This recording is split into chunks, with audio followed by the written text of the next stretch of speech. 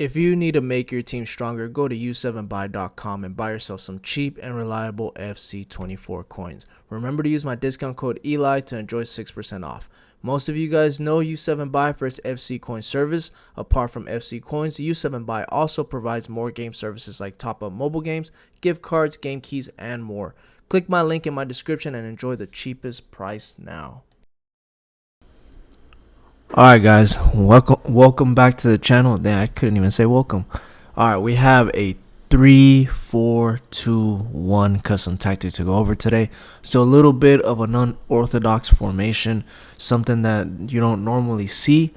The reason why I have this formation, so there's a few formations that I've been playing to counter. I don't know if somebody did like a 4-3-2-1 with like 100 depth or like 70 something depth, 80 depth. I'm not even sure, but somebody did something with the 4-3-2-1 with such a high line that it's ridiculous. It's so hard to pass it. So therefore I went into this formation to try to counter that formation by quote unquote doing a mirror matchup with the three forwards, but then also having the fullbacks open up the width, and then you'll be a little bit vulnerable defensively if you don't know how to defend, which in this formation, all you got to do is run back with one of your CDMs or center mids, however you want to call them. So for me, I have Declan Rice, which has the intercept plus, so I don't need to touch him. I'll just run back with Musa because he's really fast. He's like 90-something pace, and then Declan Rice will just steal the ball for me. But that's the whole purpose of this formation, is to open up the width to be able to counter that formation, the 4-3-2-1. And play through the wings and hit them on quick counters. So I'm going to post like 2 or 3 formations that will help you guys out to play against that formation, because that formation is ridiculous. It gave me the hardest time on foot champs. I kid you not, I did not get rank 1 this week. I literally only got 17-3. That formation was killing me. I had to figure out a way around it, and I finally did with a few different formations. So here's one of them, 3-4-2-1. Let's get into it. Balance with 39 if you're on new gen, old gen 37, 39 new gen. New gen, I am playing 72 depth. I know it's a very, very high line, but it's because I want my center backs to basically step up and try to counter their counter, if that makes sense. So it's just a counter to their counter. If your center backs step up, so these 3 will step up and try to man mark the 3 forwards that they'll have on the 4-3-2-1 on this formation. Let me see if I can show you. I don't want to change it because then I have to redo all the instructions. Where is it? This formation. So you're basically going to play a mirror matchup. So 4-3-2, your 3 defenders against their 3 strikers. But here's the catch. While they're stepping up, it's easier to switch to your center backs and be able to steal the ball while you're running back with your center mids. So your center mids are going to try to steal the ball as fast as they possibly can. If you cannot, and they're trying to hit you on the through ball, then you have your 3 center backs that are really going to be like on your opponent's like back, like on their shoulders. So just keep that in mind.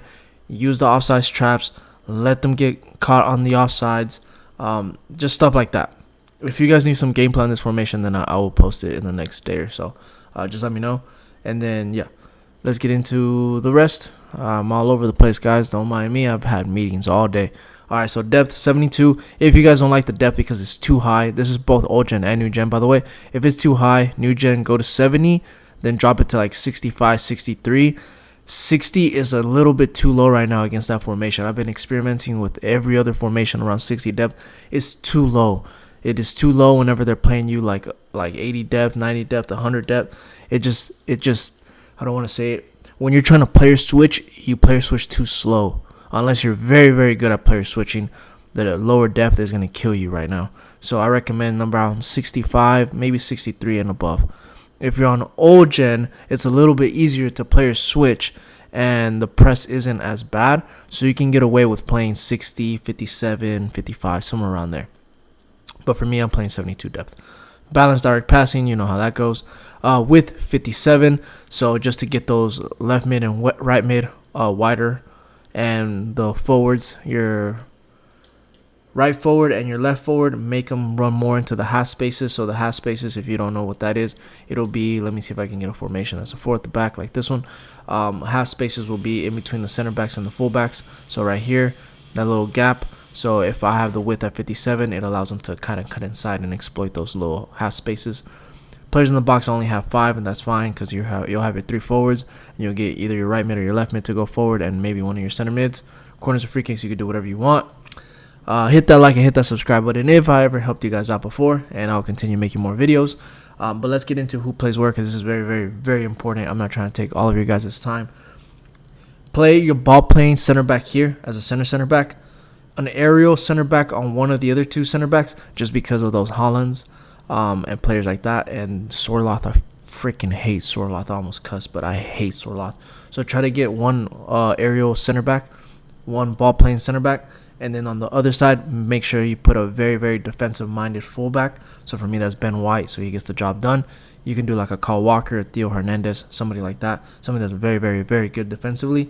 If not, I would say put Rodri here as a CDM if you have a SBC, and then put a ball playing center back on the other side, and then an aerial on the other side. So you can get away with. Excuse give me 1 second, guys. Give me 1 second. My bad, guys. I was dying right there. I ate some walnuts with some yogurt, and yeah, they're messing with me. So you can get away with playing like a Declan Rice, a Patrick Vieira, a Rodri right here as a CDM, quote unquote center back, a ball playing center back. And then on your center mids, I recommend playing one box to box center mid, CDM on the left or right, however you want to play. Make sure that they have some very, very good play style pluses so you can defend a little bit better. Your left mid, I recommend putting an actual fullback here, so like an Alphonso Davies or a Theo Hernandez, somebody like that. Yeah, somebody like that. On that side, on the right side, I recommend playing an actual winger, 5-star if you can, somebody that's fast, pacey, that has a high work rate. Your right forward is going to be more of a number 10. So I have Rosicky right now because I'm trying to evo him, but normally I play Odegaard. So play a number 10 here. Play a lengthy striker if you can, somebody that has a step over speed boost, or somebody that can knock down the ball to your left striker, which should be a more nimble, fast, pacey striker. So for me, that's Trossard, and my lengthy striker is Havertz. I do make this defend in a 4-4-2. Let me show you what I mean by that. So goalie is balance everything. You can put comes across, sweep, keep if you want. I just like the balance. All 3 center backs are stay back while attacking. That is it.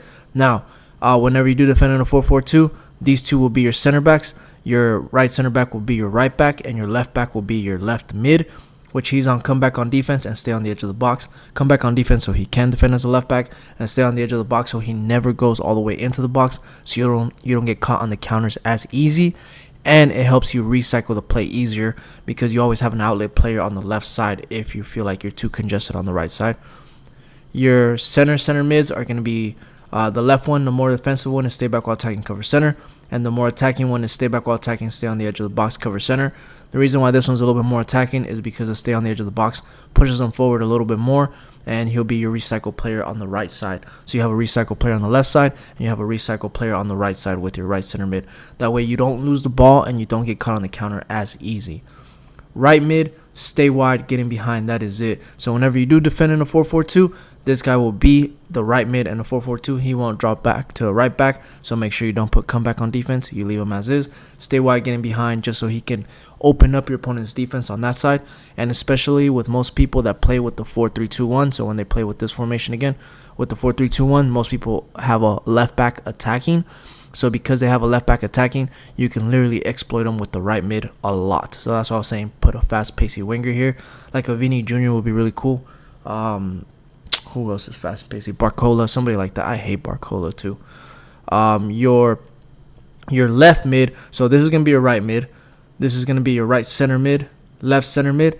And then your left forward will be your left mid. So he's on comeback on defense and getting behind just so he could be bombing forward. So he'll be mimicking the same thing as your right mid. So he's just going to be dropping deep, running forward, dropping deep, running forward. Just in case your opponent wants to attack with both fullbacks, you'll be able to exploit both half spaces with both of your wingers.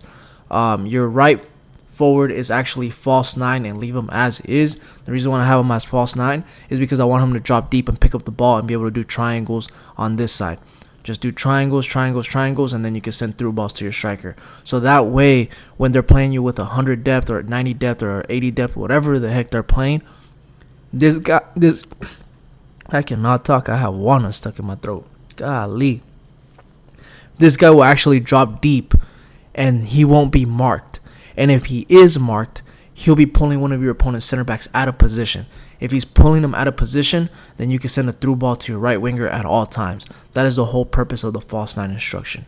Hopefully that works. If it's too much for you, if you can't get along with false nine, then just put mixed attack or target player. One of those two. I recommend starting off with target player, and if not, mixed attack. But please try out false nine. It really works very well with this formation.